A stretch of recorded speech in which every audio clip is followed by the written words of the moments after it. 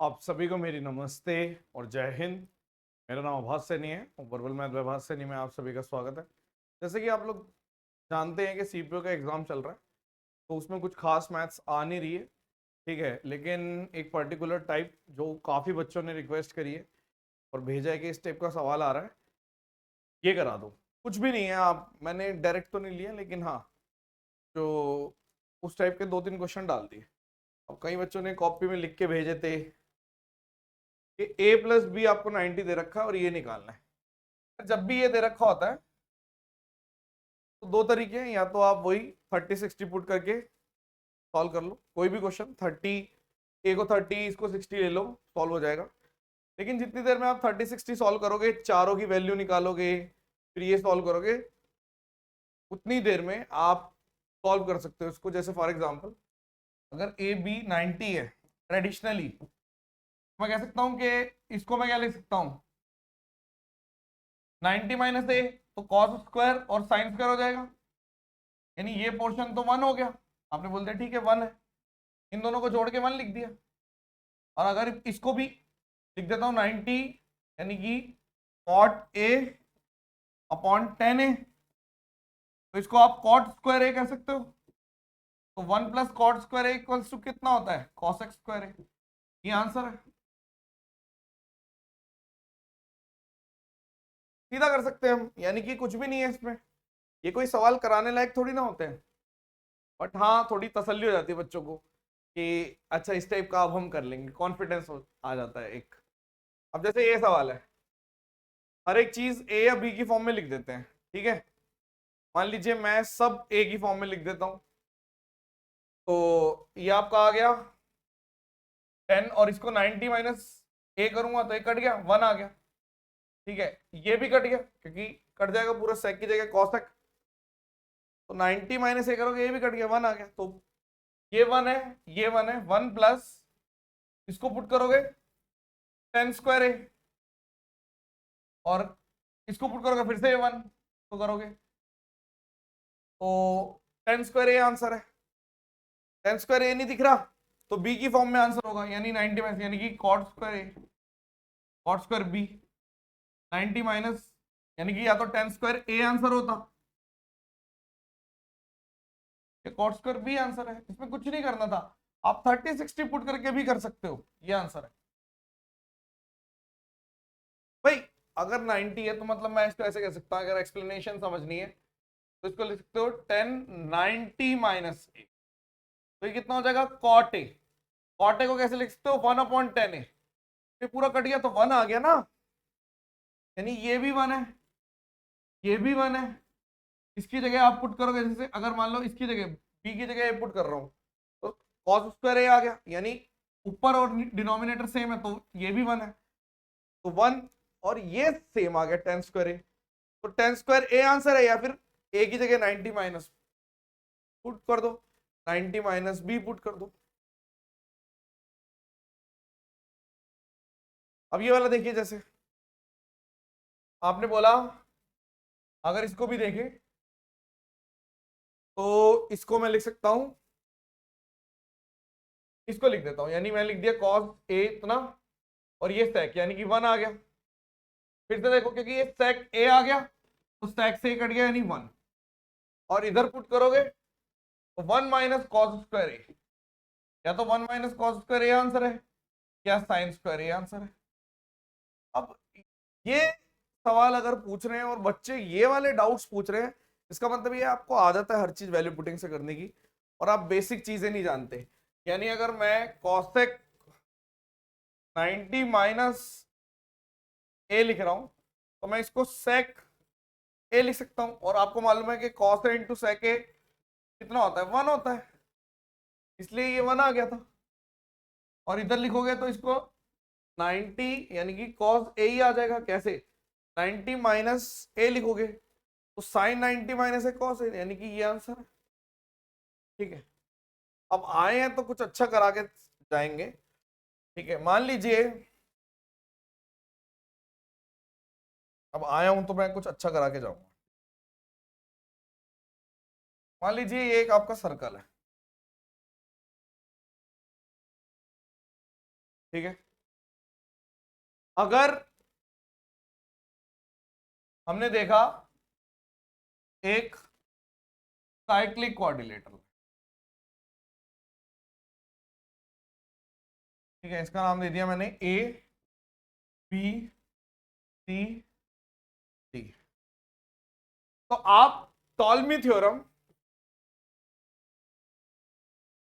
से कह सकते हो कि जब भी साइक्लिक कोऑर्डिनेटर है तो हम कह सकते हैं कि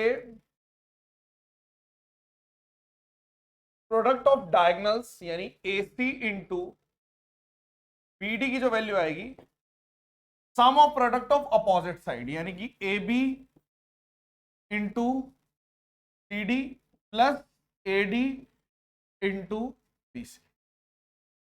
ये चीज आपके टिप्स पे होनी चाहिए। अब कई बार इस पे बेस्ड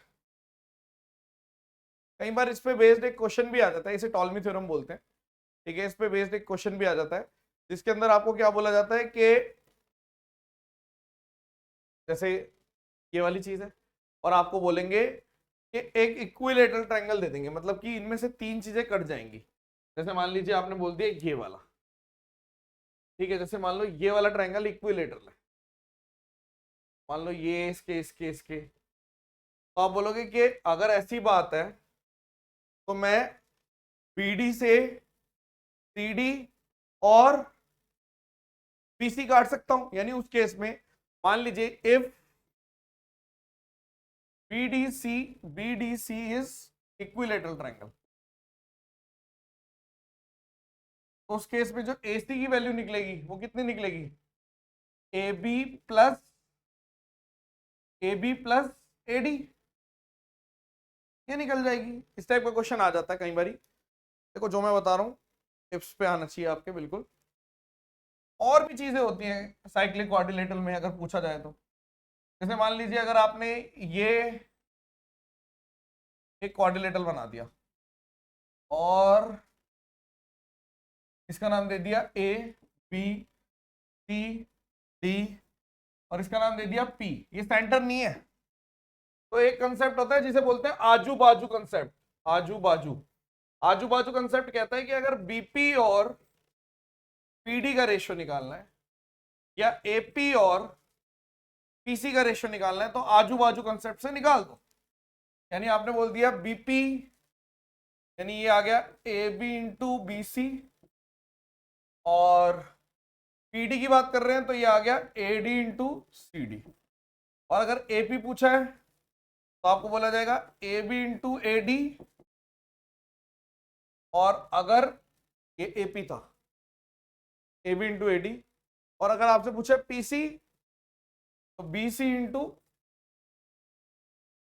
अब कई बार या तो इस पे क्वेश्चन आ जाएगा या डायरेक्टली एक क्वेश्चन इस पे दे देंगे कि दो चीजें बराबर कर सकते हैं, यानी केस भी बना सकते हैं। केस जब बीपी बराबर पीडी ले लिया मान, तो जब ये बराबर है तो उस केस में आपको पता चल जाएगा A B into B C बराबर A D into C D, तो ऐसे भी हो जाता है।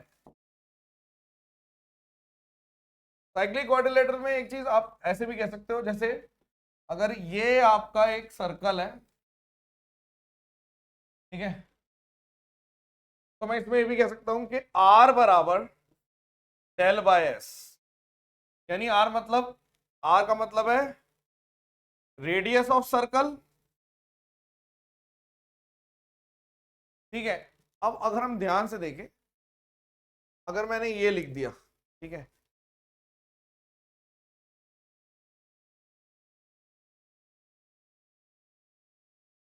दो बनाऊंगा, एक तो बाहर एक अंदर, ये उल्टा लिख दिया मैंने, उल्टा बना दिया मैंने, ठीक है।